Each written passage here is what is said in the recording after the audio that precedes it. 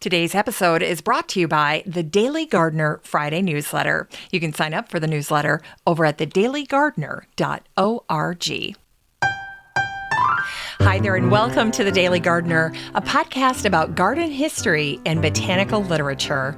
I'm your host, Jennifer Ebling, and today is March 31st.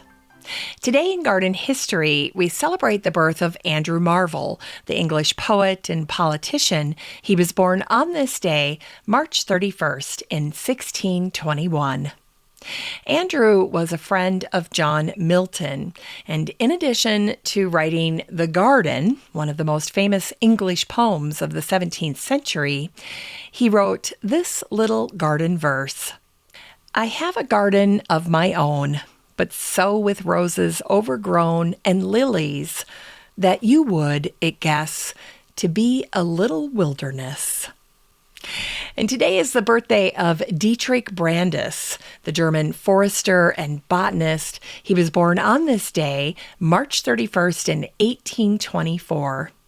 Dietrich is remembered as the father of forestry in India, the father of modern forest management, and the father of tropical forestry.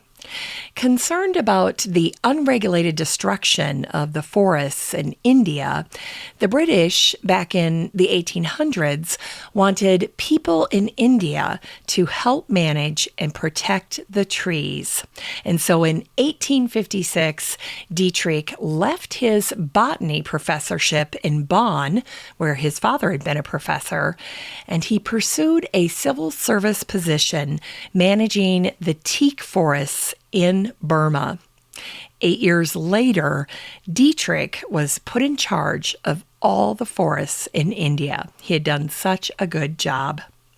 In Carl Alwyn Schenk's Birth of Forestry in America, that wonderful book, there is a fascinating story about how Dietrich inventoried the teak trees in the forest, and this is an incredible account.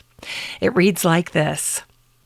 Dietrich rode an elephant on such trails as there were, with 4 sticks in his left hand and a pocket knife in his right. And whenever he saw in the bamboo thickets a teak tree within 200 feet of his trail, he cut a little notch in the stick, number 1, 2, 3, or 4, denoting the diameter of the tree. Isn't that ingenious? And then it continues. And at the end of the day, after traveling some 20 miles, Dietrich had collected forest stand data for a sample plot 400 feet wide and 20 miles long, containing some 1,900 acres. And then it continues. Dietrich continued his cruise for a number of months, sick with malaria in a hellish climate. But that's not all. Check out this next little bit. They're going to talk about trepanning surgery. He had brain surgery where they had to drill into his skull. So here's what it says. Moreover, he underwent a trepanning operation or brain surgery, and for the rest of his life, he carried a small hole in his head filled with white cotton in the front of his skull. But he emerged from his cruise through the forest with the knowledge that he needed for his great enterprise. And so you can see how his title as the father of forestry in India is so well deserved. Dietrich established principles of modern sustainable agroforestry that are still followed today. And for 2 decades, he measured, itemized, and chronicled the forests of India. Dietrich also started forest management schools, and he himself created the training protocols for his own employees. In 1878, Dietrich founded the Forest Research Institute in the Doon Valley in Dehradun. This building is gorgeous. You can see pictures of it on Twitter. People stop by and visit it. It is so lovely. It's styled in Greco-Roman architecture, and it is the largest purely brick structure in the world, and it was Dietrich's Forest Research Institute. Now, Sir Joseph Hooker recognized Dietrich's work, and he named the flowering plant genus Brandisia in his honor. And today we wish a happy heavenly birthday to William Waldorf Astor, the American-British attorney, politician, businessman of hotels and newspapers, and philanthropist. He was born on this day, March 31st, in 1848. Now, I had a blast researching William Waldorf Astor. Early newspaper accounts about him are so fascinating. In 1891, they reported that a tall, shy William Waldorf Astor moved to Britain after declaring that, quote, "America is not a fit place for a gentleman to live." And so he moved to England. Well, after a decade of living there, William bought a rundown, double-moated castle named Hever Castle, and it happened to be Anne Boleyn's family home. She had lived there over 400 years earlier. Well, between 1904 and 1908, William oversaw the installation of extensive gardens on the property around Hever Castle, and these gardens were designed by Frank Pearson. Now, to make his vision a reality, William had to divert water from a nearby river in order to make a 35-acre lake. And it is said that 800 men hand dug and then stomped on the clay soil to make the bottom of the lake. Mature trees were then harvested from Ashdown Forest, and then they were transplanted at Hever. That was no small task in the early 1900s. And then William had 2 mazes installed, so if you love labyrinths, this would be a great place to go.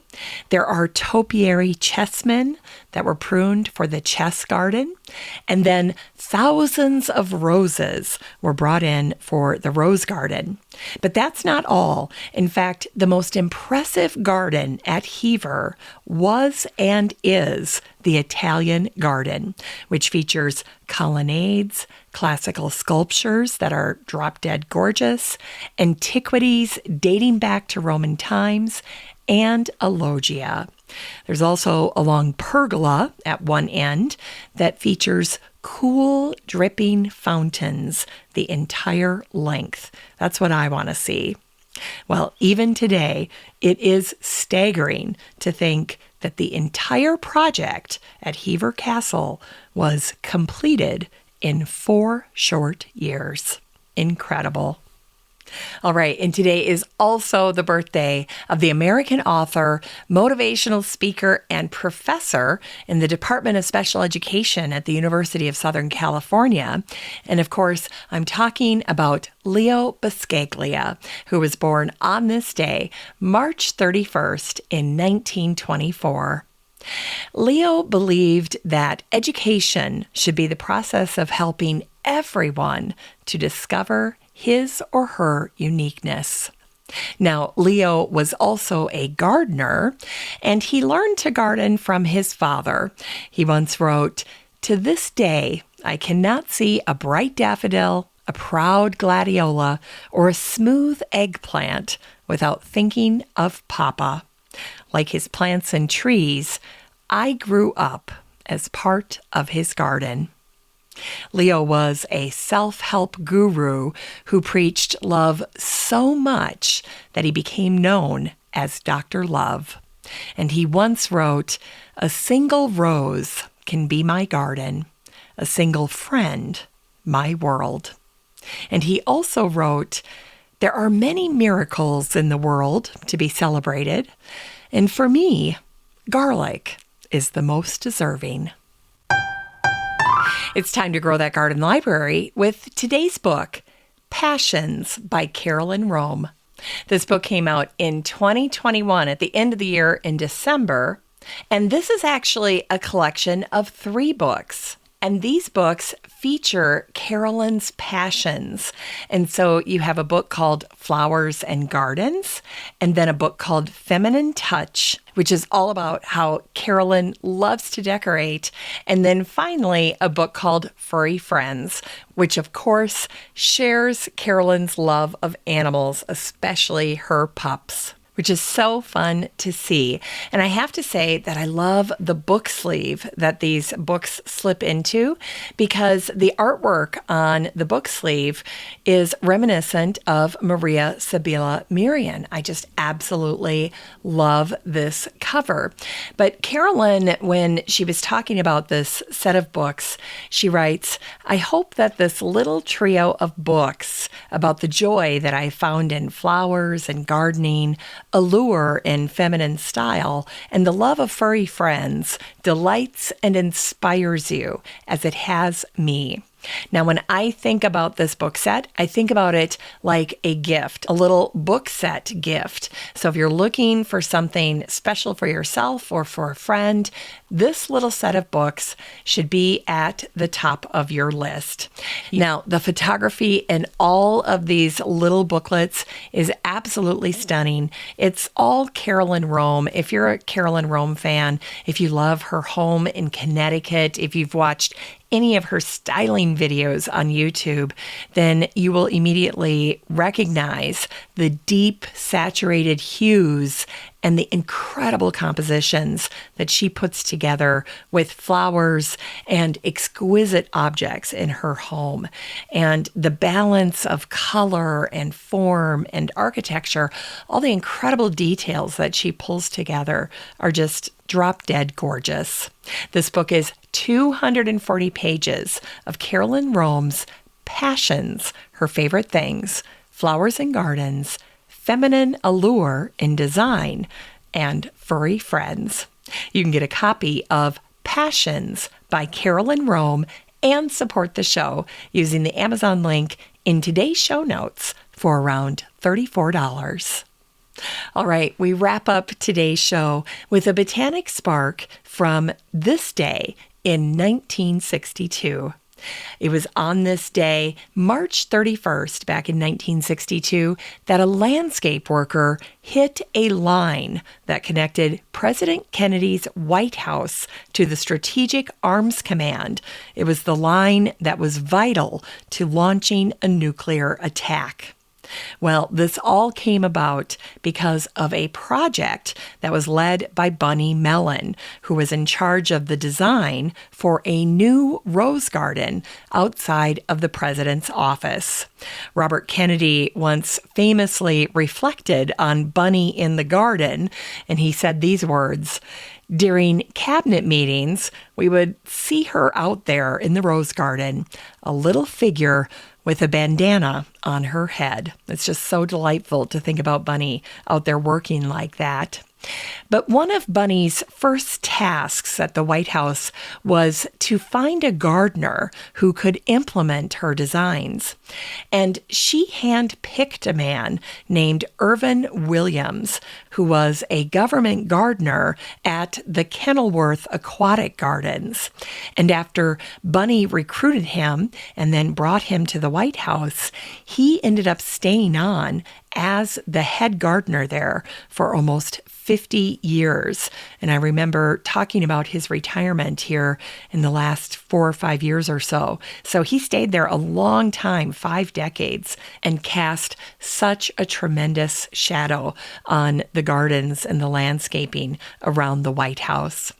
But in those early talks of the Rose Garden redesign that Bunny was marshaling, the park department had voiced concerns that some of the underground lines might be hit. So people were aware that this was a risk. But it was on this day, back in 1962, that the underground lines were cut during ground preparation work. And Bunny recalled that the problem was handled calmly and that she was never reprimanded. Bunny found the perfect magnolia trees for the White House over by the tidal basin. They were overlooking the Jefferson Memorial. And when she said she wanted those trees, once again, the Parks Department said no because of the cost involved. But here's where Irvin Williams came to the rescue. The gardener that Bunny had recruited, Irvin Williams, had her back, and he made arrangements to have the trees brought to the White House.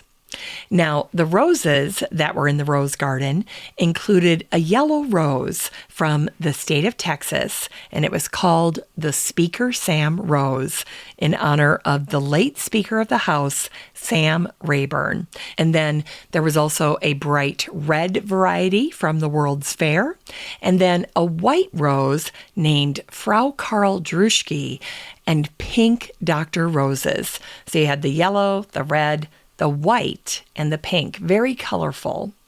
Well, 24 days later, after the underground line was hit, so sometime in April, the garden was finally complete. It had magnolia trees and roses, and it was unveiled to the public, and people loved it. The updated rose garden was an instant success, and the artist and friend of the Kennedys, a man named William Walton, later wrote about it. He said, "President Kennedy's pleasure in that garden was infinite." High praise. Well, that's it for today's show. Just remember that you have a standing invitation to join the free Facebook group for listeners of the show.